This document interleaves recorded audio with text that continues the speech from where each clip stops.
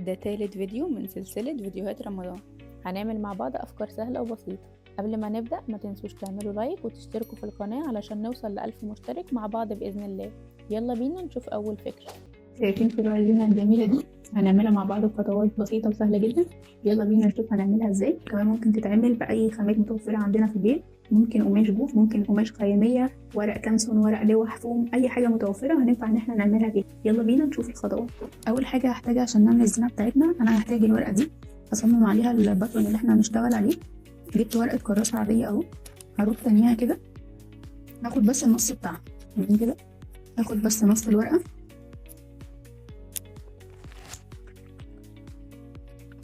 معايا اهو نص الورقة.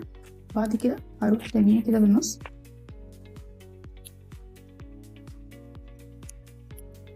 وهجيب مثلا صباعين من تحت او مسافة تقديرية من تحت اللي انت عاوزاه تسيبيه اهو. سبت مثلا صباعين وهعمل نقطة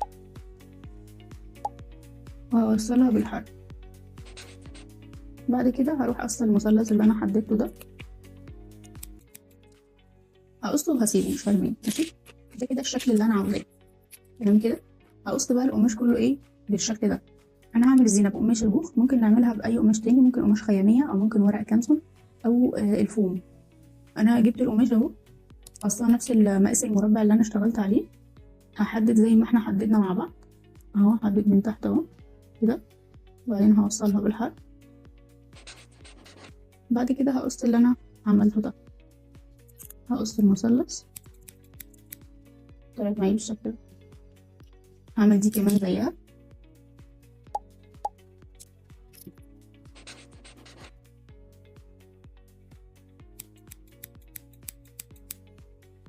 انا لما قصت المثلث مش هرميه خالص، هسيبه علشان هبدل كده الالوان واعمل شكل جميل من فوق كده.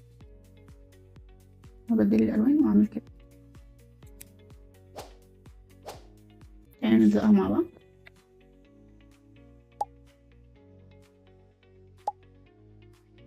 انا من ثانية زيها برضو.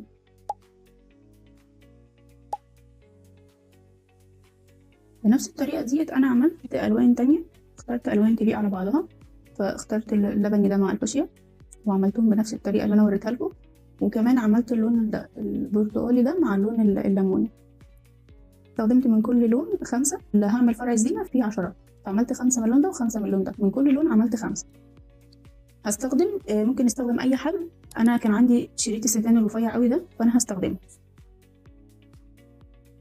شمع خفيف واسيب حته من قدام فانا بقى اعلق منها وهثبته. اعمل واحده لبني وواحده بوش، هسيب حوالي مثلا 3 صوابع كده ولا حاجه.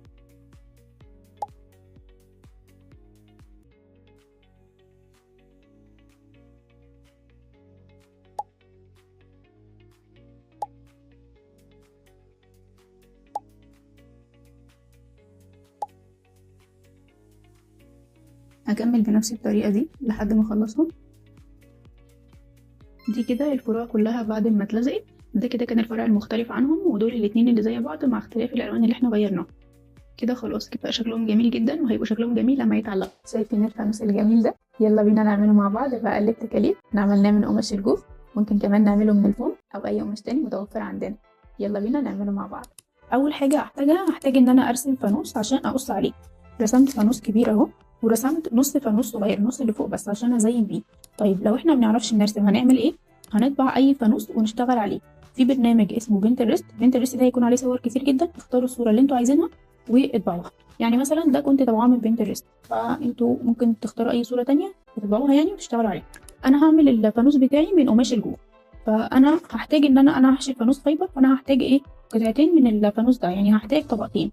فانا جبت قماش الجوف مثلا اهو، وهقص طبقتين من الاحمر ده. المقاس الطبقه الواحده، انا اصلا الفانوس ده على الورقه الاي 4، فانا هحتاج 2 مقاس اي 4، تمام. والقطعه الصغيره دي جبت قماش جوف برضه لونه اصفر، هقص عليه القطعه الصغيره دي اللي انا هزين بيها. ممكن نستبدل قماش الجوف ده باي قماش تاني متوفر عندنا، لا اما استبدله بفوم، اي نوع فوم في المكتب، تمام كده. وهحتاج تاني شريط ستان علشان تبقى العليقه اللي هي تبقى فوق. انا قصيت دول اهو، قصيت قطعتين من البطن بتاعي بتاع الفانوس اهو، وقصيت القطعه الصفرا اللي انا بقول لكم عليها اهي. اهي حطيتها على القماش، ثبتها وقصيت عليها، لا اما هنحددها ونقص عليها، لا اما هنثبتها بدبابيس او لزق ونقص عليها. فانا قصيت القطعه اهي. ده شكل الفانوس بتاعي اللي هيبقى في الاخر. انا هحشي الفانوس بتاعي، هستخدم الفايبر. ممكن نشتري فايبر مثلا من اي مكان، نشتري بس شويه، مش لازم كيس كبير، ممكن نقول له ب5 جنيه ب10 جنيه حسب ما انتوا عاوزين، بيكون كميه كبيره وهيكفي كذا فانوس لو احنا جبنا 5 جنيه مثلا. هنلزق مع بعض. انا هستخدم في اللزق المسدس الشمع. اول حاجه هلزقها، هثبت دي، هثبت شريط الستان في الفانوس الاول.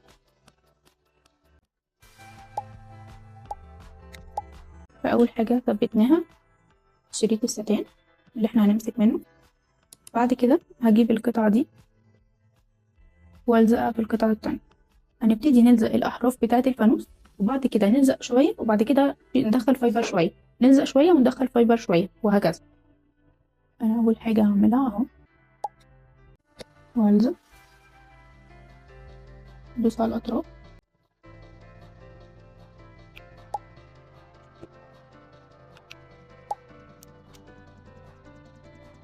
اجيب فايبر احطه في الحته دي عشان الحته اللي جوه دي، عشان ما تبقاش صعبه بعد كده عليا.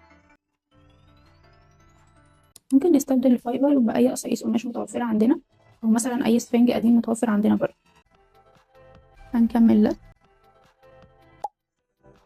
نثبت بس الحرف وندوس عليه عشان نتاكد ان هو اتلزق.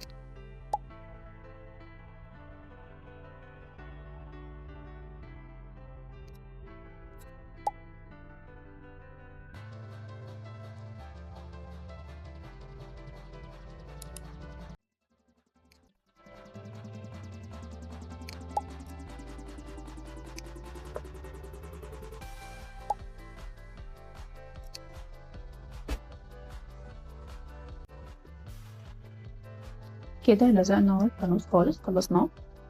هنقص بقى، بيبقى فيه بواقي شمع كده من تحت، هنقصها عشان يبقى الشكل بتاعه حلو.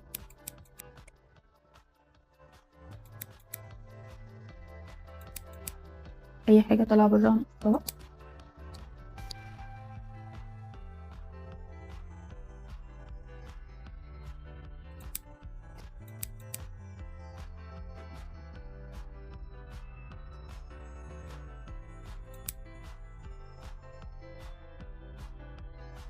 لحد كده اهو الفانوس بتاعي خلص. ممكن بقى نسيبه على كده، وممكن نكمل ان احنا نزينه بحاجات بسيطه. كان عندي النجوم والقلوب والهلال ده، فانا هستخدمهم. استخدم هنا هلال ونجمة هنا. يعني التزيين حسب الرغبه، ممكن نقف كده لحد ما احنا خلصنا كده، وممكن نحط حاجه بسيطه نزينه بيها.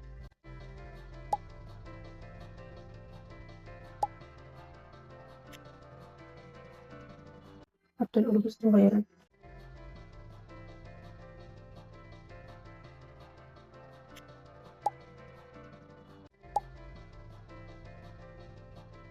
ممكن لو عندي وحدة صوت قديمة كانت في الفانوس عندنا وكده ومش محتاجينها، ممكن نحطها واحنا بنحشي، نحطها مع الفايبر، هيكون لذيذ برضو بيها. ده كده شكل الفانوس بعد ما خلص اهو. وكنت عاملة دول زيه برضو، بس مع اختلاف الالوان وشكل التزيين اهو، واللون الفوشيا ده برضو. وده كنت عاملاه بالفوم زي ما قلت لكم. كل الخطوات عملتها نفسها، بس بدل الجوخ استخدمت الفوم. لو عجبكم الفيديو ما تنسوش تعملوا لايك وتشتركوا في القناة علشان نوصل ل1000 مشترك مع بعض بإذن الله.